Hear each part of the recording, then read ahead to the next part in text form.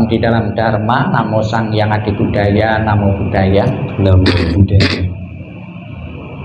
Keluarga yang saya hormati, di masa kehidupan Sang Buddha dan sempat dicatat di dalam kitab suci untuk dijadikan satu pelajaran bagi keluarga-keluarga sampai saat ini, untuk menginspirasi agar di saat kehilangan orang yang sangat dicintai di tengah-tengah keluarga karena meninggal, itu tidak menimbulkan duka, tidak menimbulkan penderitaan. Ada satu riwayat, ada satu riwayat bahwa ada seorang keluarga yang sederhana, sebetulnya keluarga ini setiap saat merenungkan tentang datangnya kematian. Dia dalam kesehariannya bermeditasi atau merenung bahwa kematian setiap saat bisa datang kepadaku dan kepada orang sekitarku dan kepada orang-orang siapapun. Jadi perenungannya sederhana sebetulnya. Jadi merenungkan datangnya kematian. Kadang-kadang kita mempunyai kesimpulan orang yang setiap saat ingat kematian itu adalah orang yang pesimis, orang yang tidak mempunyai semangat hidup, ya, seolah-olah sudah loyo, tidak mempunyai semangat untuk bekerja, untuk berkarya. Kadang-kadang kita berpikir seperti itu kalau yang diingat itu kematian. Namun ternyata perlu diketahui juga ada satu penelitian, bangsa yang paling bahagia ternyata bangsa yang merenungkan tentang datangnya kematian. Bangsa Bhutan, ya, suku di Bhutan, ya, dekat India sana, itu disurvei masyarakatnya itu paling bahagia di antara bangsa-bangsa yang lain.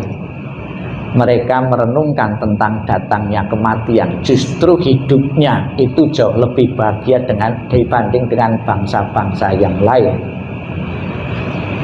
Kenapa? Dengan merenungkan kematian dia bisa lebih bahagia, karena kesehariannya dia akan menggunakan kesempatan itu untuk mengisi kehidupannya dengan kebaikan-kebaikan. Tidak terlintas, tidak terpikir untuk melakukan kejahatan atau menanam karma-karma buruk. Yang diingat adalah kematian. Kematian bekalnya adalah kebaikan-kebaikan. Kebaikan-kebaikan yang dibawa dalam menghadapi kematian menurut pandangan agama Buddha, bekal kematian itu bisa melalui pikiran, ucapan, dan tindakan. Jadi sekalipun kita bekerja pun dengan motivasi pikirannya untuk kebaikan, bukan untuk merugikan orang lain, ya, kebaikan-kebaikan. Di zaman Sang Buddha ini, karena dia setiap saat merenungkan tentang datangnya kematian, bisa terjadi setiap saat dalam keluarga, ya. Ketika keluarga ini ditinggal mati oleh salah satu anggota keluarga, anak laki-lakinya, mereka merespon pun dengan biasa-biasa, bukan dengan kesedihan dan ratapan. Ini yang pertama, ayahnya biasa ketika anaknya laki-lakinya dipatok ular berbisa, meninggal di ladang, dia biasa, tidak menunjukkan kesedihan, biasa menanggapi bahwa setiap saat datangnya kematian bisa terjadi kepada siapapun. Ketika dia memberitahu istrinya pun juga meresponnya dengan biasa. Bukan berarti anak yang mati adalah anak yang nakal atau anak angkat, tidak mempunyai ikatan emosional dengan keluarga ini, tetap anak kandung ini, tapi diresponnya dengan biasa. Ketika dia memberitahu adiknya dan seluruh anggota keluarga, dia pun juga biasa menanggapinya, bukan dengan emosional, dengan ratapan dan kesedihan yang luar biasa. Itulah manfaat yang bisa diambil apabila kita pun bisa mencontoh dari keluarga ini. Kadang-kadang di tengah-tengah kesibukan kita lupa, tidak menjamin, ya, kesehatan yang kita miliki, lantas kita terhindar dari kematian. Berapa banyak orang yang memiliki tubuh yang sehat dan segar, tiba-tiba juga mengalami kematian karena satu kecelakaan. Tidak menjamin usia kita masih muda, masih jauh dari kematian itu datang. Tidak menjamin. Kematian datangnya tidak terduga kepada siapapun. Tidak menjamin juga di saat menunggui orang sakit, kita berpikir pasti yang mati yang sakit dulu, yang nungguin. Tidak. Ternyata banyak juga didahului yang nunggu daripada yang sakit. Demikian pula Bapak Ibu sekalian, dimanapun kita berada pun, hendaknya kita merenung datangnya kematian ini, karena memang kematian adalah sesuatu yang pasti, cepat atau lambat, dipikirkan atau tidak, pasti akan datang kepada kita. Mudah-mudahan dengan kematian dari keluarga almarhumah yang merupakan orang tua dari Bapak Ibu sekalian, secara batiniah tidak akan mengganggu kebahagiaan Bapak Ibu, karena kematian pasti datang dan saat ini sudah terjadi. Sebagai anak yang berbakti kepada orang tua, perlu saya jelaskan, di samping peti jenazah kita lihat ada rumah-rumahan. Ini bisa dimaknai, yang pertama, agar orang tua yang meninggal itu tidak melekat lagi terhadap rumah, terhadap apa yang dipunyai. Rumahmu, fasilitasmu, dan apa yang pernah kau punyai sudah saya bawakan dengan dibakar. Bahkan tadi saya lihat sempat nengok rumah itu juga ada piala. Piala itu juga katanya mau dibawakan, biar tidak melekat lagi, dibawakan, mau dibakar.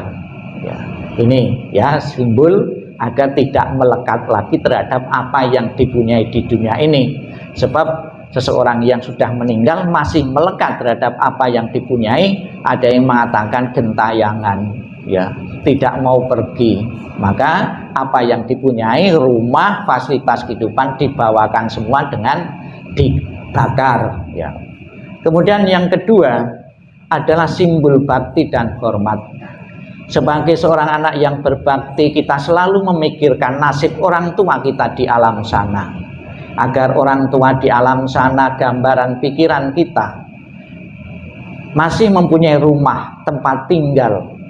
Boleh katakan kalau betul-betul di alam sana mama mempunyai rumah seperti ini, alangkah bangganya dan bahagianya anak-anak di dunia ini. Sudah tidak khawatir lagi, sebab sudah tercukupi di situ. Mau pergi-pergi disediakan pesawat, mau ke sana kemari ada pembantu dan fasilitas yang lain.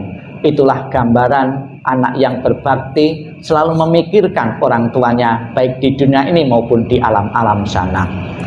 Akan menjadi kenyataan atau tidak fasilitas rumah yang dikirim atas nama keluarga ini tentunya tergantung dari beberapa faktor. Faktor yang sangat utama yang menentukan adalah timbunan kebaikan-kebaikan dari mama sendiri yang pernah diperbuatnya di dunia ini maupun dalam banyak kelahiran-kelahiran. Kalau di hidup dunia ini, semasa hidup beliau suka berdana yang berkaitan dengan sarana transportasi, di sana pun juga langsung tercipta sarana transportasi. Kalau hidup di dunia ini suka membantu ngasih tumpangan orang-orang yang tidak mampu, di sana pun langsung tercipta rumah, ya, sesuai dengan kebaikan-kebaikan yang ditanam di dunia ini. Kalau di dunia ini suka membagi uang, berdana uang, di sana pun juga uang juga disiapkan secara lebih-lebih, secara otomatis berkat kebaikan-kebaikan yang ditanamnya di dunia ini. Karena menurut agama Buddha, siapa yang menanam akan menuai, yang dituai sesuai dengan yang ditanam. Kebaikan-kebaikan dharma sosial yang tinggi, di sana pun juga akan menikmatinya. Semoga menjadi harapan keluarga dan harapan kita apabila belum atau mencapai pembebasan, terlahir di alam yang lebih tinggi, mempunyai tingkat keberuntungan yang lebih tinggi, benar-benar menjadi kenyataan dengan dukungan doa dari kita semua, dengan dukungan bakti yang tinggi dari keluarga yang ditinggalkan. Sadu, sadu, sadu.